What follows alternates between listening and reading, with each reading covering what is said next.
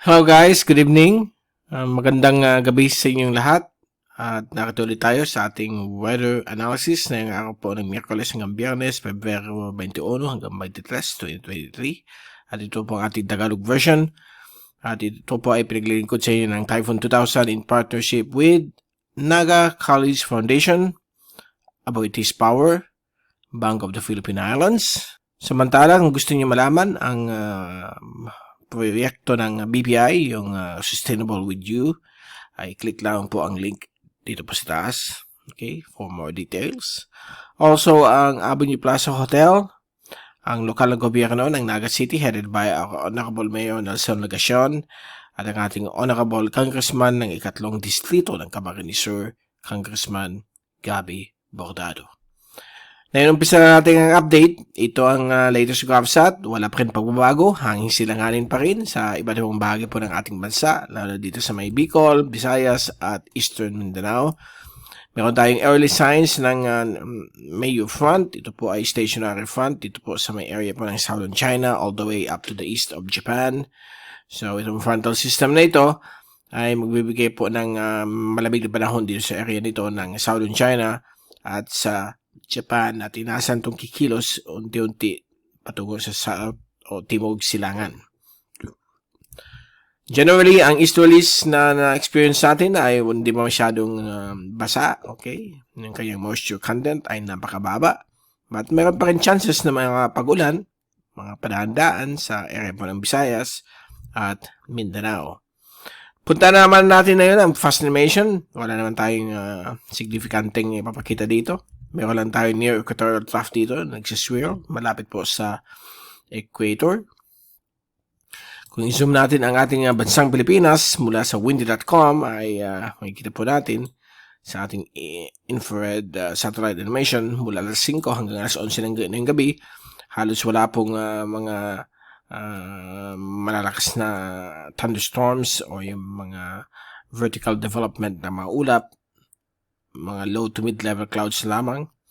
Except po dito sa may area po ng central at midwestern Mindanao, sa may Lanao provinces, all the way towards Zamboanga, Sibugay. Meron pong cluster of thunderstorms dito po sa bahagi dito ng Mindanao, but panandalian lamang po ito. At sa ating rain forecast,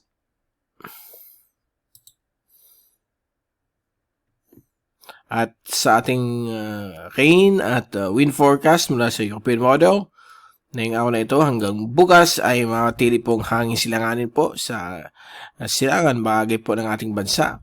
May mga localized thunderstorms na pwede mabuo sa iba't ibang bahagi po ng Mindanao dahil sa hangin silanganin.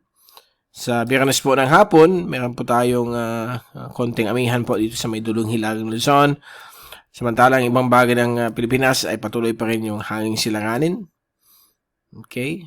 At may mga possible mga rain showers dito po sa Mindanao, Visayas at Eastern Luzon.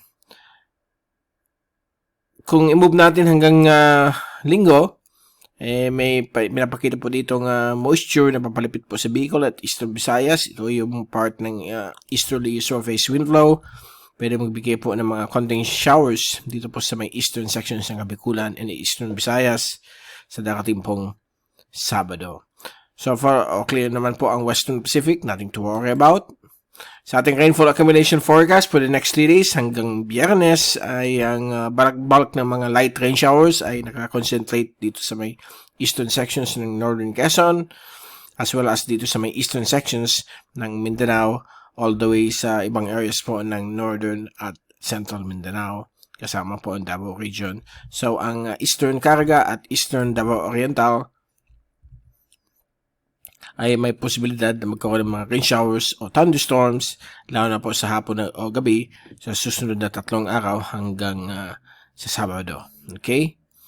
At bago tayo pumunta sa latest climate outlook, ito muna po ang ating ulat sa alon at ang silangan bahagi po ng dagat Pilipinas ay patuloy magkakaroon po ng light to moderate waves of up to 2 to 2.5 meters Okay, so ngayong araw po yan hanggang sa nakatimpong Friday, although unti-unti na pong hina ito, but may panibagong surge ng amihan sa may dulong hilagang Luzon na pwedeng umawad po ng 3 metro ang taas ng alon.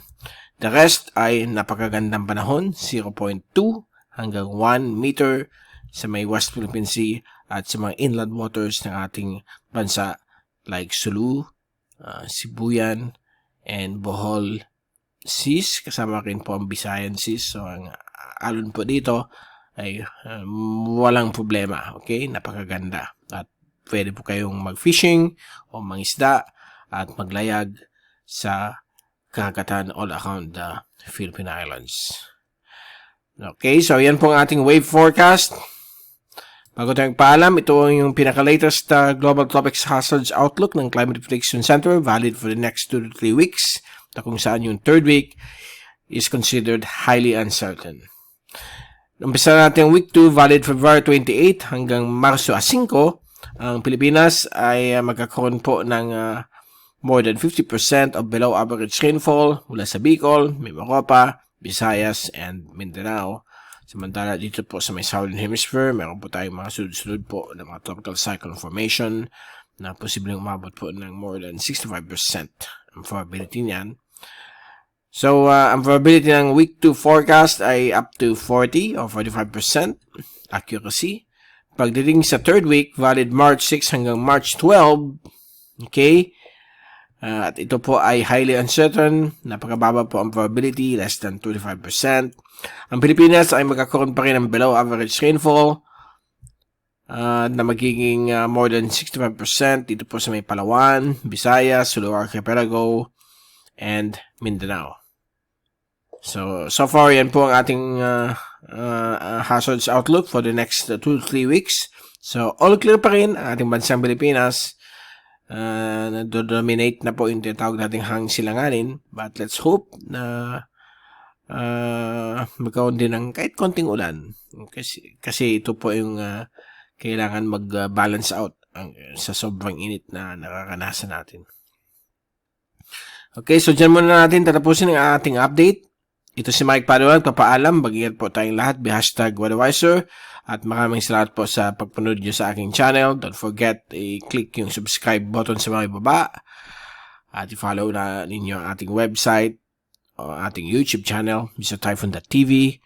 Kapag meron po kayong Facebook account, pwede nyo akong i-follow sa www.typhoon2000.com, okay, at typhoon2000.ph. Again, maraming salamat po sa pagpanood nyo sa aking channel. God bless po sa inyo lahat.